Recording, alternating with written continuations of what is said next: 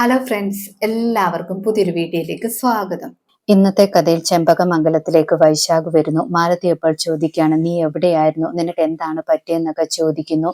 വൈശാഖ് അപ്പോൾ ചേച്ചിയോട് പറയുന്നുണ്ട്, എനിക്കാണെങ്കിൽ ഒരു ആക്സിഡന്റ് പറ്റി, എന്റെ ബൈക്ക് മറിഞ്ഞു വീണെന്നൊക്കെ പറയുന്നു. ആ സമയത്ത് മാലതി പറയുന്നുണ്ട്, ഇവിടെ ഒരു സന്തോഷ വാർത്തയുണ്ടെന്ന്, മൈഥിലി പ്രഗ്നന്റ് ആണെന്ന് പറയുന്നു. അത് കേൾക്കുമ്പോൾ വൈശാഖിന് ഷോക്ക് ആകുന്നു. വൈശാഖ് ആണെങ്കിൽ മിഴിച്ചു നിൽക്കുകയാണ്. അത് കണ്ടിട്ട് കാർത്തിക് ചോദിക്കുന്നുണ്ട്, നിനക്ക് എന്തു പറ്റിയെന്നൊക്കെ. കാർത്തിക് സീറ്റ് കൊടുത്തിട്ട് ചോദിക്കുന്നുണ്ട്, ഞങ്ങൾക്ക് കുഞ്ഞുണ്ടാകുന്നതിൽ നിനക്കൊരു സന്തോഷവും ഇല്ലല്ലോ എന്നൊക്കെ. വൈശാഖ് അപ്പോൾ പറയുന്നുണ്ട്, സന്തോഷമുണ്ടെന്നൊക്കെ.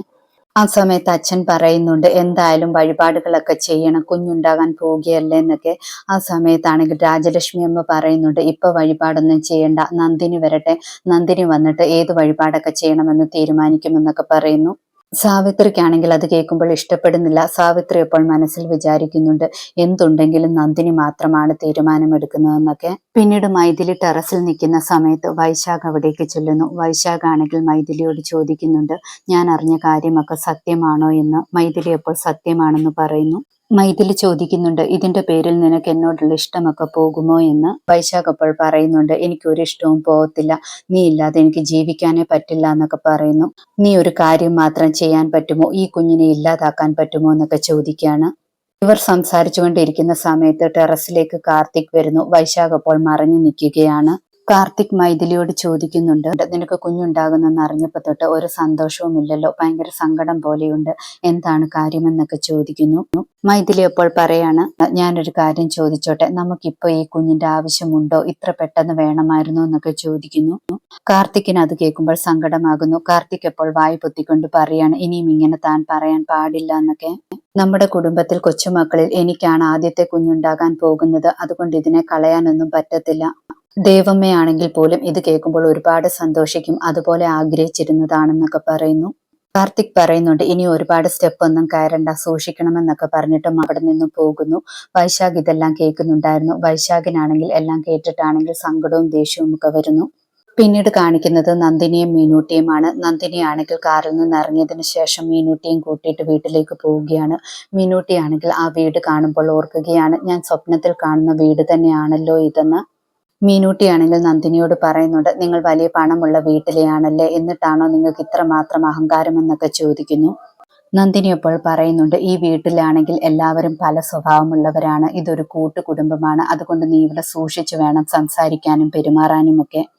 നീ എനിക്ക് വാക്ക് തന്നതുപോലെ കാര്യങ്ങൾ ചെയ്തിരിക്കണം, നീ ആണെങ്കിൽ ആരാണെന്ന് ആരോടും പറയാൻ പാടില്ല, എനിക്ക് വാക്ക് തരാനെന്ന് പറയുന്നു.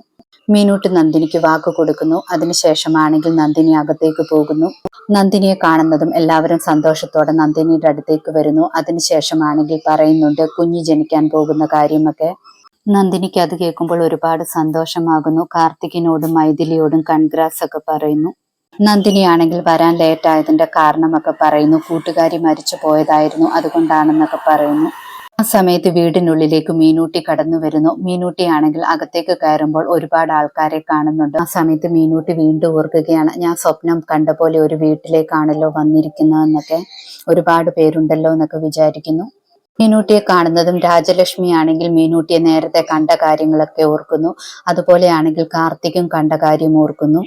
വൈശാഖും മീനൂട്ടിയെ കാണുമ്പോൾ ചോദിക്കുന്നുണ്ട്, ഇവൾ ഇവിടെ എന്താണെന്ന്. ആ സമയത്താണെങ്കിൽ അവിടെയുള്ളവർ ചോദിക്കുന്നുണ്ട്, നിനക്കറിയുമോ എന്നൊക്കെ. വൈശാഖ് ഇപ്പോൾ അറിയില്ല എന്നൊക്കെ പറയുന്നു.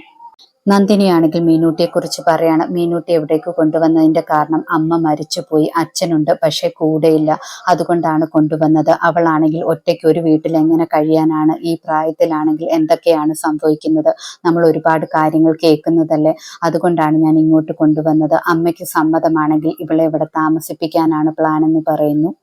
സാവിത്രിക്കാണെങ്കിൽ അതൊന്നും കേൾക്കുമ്പോൾ ഇഷ്ടപ്പെടുന്നില്ല. പക്ഷെ രാജലക്ഷ്മി അമ്മ പറയുകയാണ്, നന്ദിനി പറയുന്നത് പോലെ കാര്യങ്ങൾ നടക്കട്ടെ എന്ന്. അമ്മ മരിച്ചതിന്റെ പുലയുള്ളത് കൊണ്ട് 16 ദിവസം ഔട്ട് ഹൗസിൽ കഴിയട്ടെ എന്നൊക്കെ പറയുന്നു.